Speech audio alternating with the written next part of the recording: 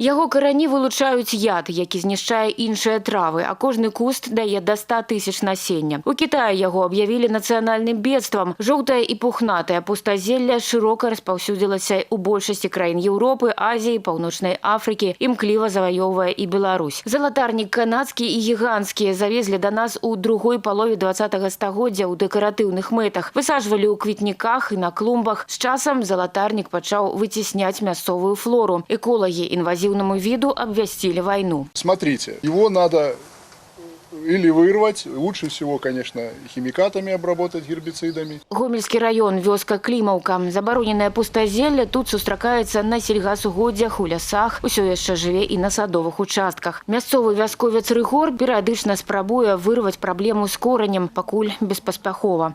Я вырубал сколько раз, и оно все равно. И оно от соседки.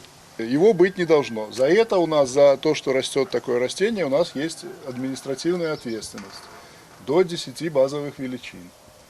Поэтому мы вам пока предлагаем просто принять меры. Надо химией обработать. А яким химией? Вот пивораунд, магнум, торнадо. Пакуль эколагі праводзяць з насельніцтвам адукацыйныя рэйды, аграрыі занялі наступальныя пазіцыі. Галоўнае паспець, пакуль не зацвіце. Дезінфектары мясцовага сельгаспрадпрыемства ідуць на фітаворага хімічным нападам. Опыляю траву гербицидом, и она в течение 5-7 дней полностью сгорает.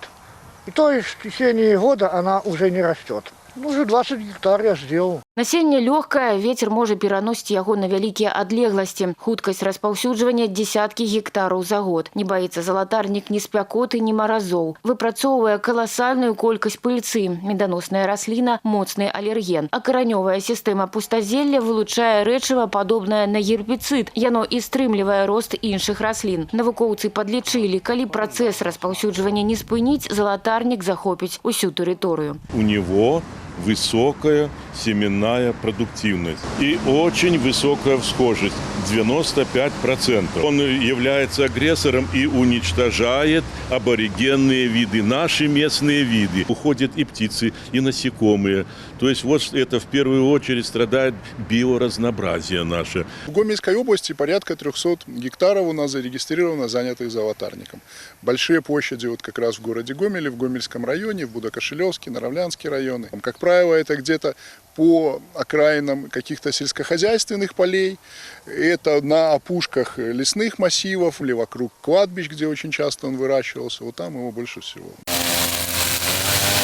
Прыродаахоўнікі кожны год выходзяць на барацьбу з агрэсіўнай раслінай. Метады такія – касіць, апырскваць ці выкопваць. Ну вот они как бы, не сказать, что очень мощные корни, но очень плотное покрытие. Поэтому, ну, если небольшие площади, то, может быть, да, проще выкопать. А если речь идет уже о там, десятке квадратных метров, то, конечно, эффективнее это все обработать гербицидом. Але бесстрашны фітавораг не саступае пазіцый. Пакуль знішчаюць одну плантацыю, дзесьці ўжо падрастае новае пакаленне. Эколагі мясцовых прадпрыемстваў зразумелі, рыдлёкай гэтую расліну не перамагчы. У нас на фабрике зарегистрировано на данный момент 2,5 гектара борщевика сосновского и золотарника канадского. Мы не делаем разницы, мы уничтожаем все. Они все обработаны.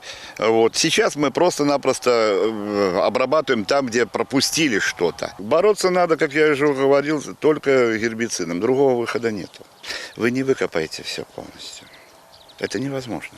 Трапляючы ў лес, залатарнік таксама выцясняе мясцовыя расліны, а значыць, пазбаўляе нас грыбоў і ягад. З палёў выдаляе карысныя культуры і мяняе экасістэму. У народзе расліну нават празвалі «залатое зло». На шчасце, стрымліваць фітаворага дапамагаюць гербіцыды. Калі ж не прымяняць меры, залатарнік будзе павялічваць уладанне на 15-20 гектараў за год, і наступствы набудуць глобальныя маштабы. Эколагі нагадваюць, знішчаць залатарнік абавязаны ўсе землекарыстальнікі. У адваротным выпадку наступіць адміністрацыйная адказнасць. Штраф складае да 10 базовых велічынь. Ірына Драбышэўская, Владислав Козлов, телерадиокомпания «Гомель».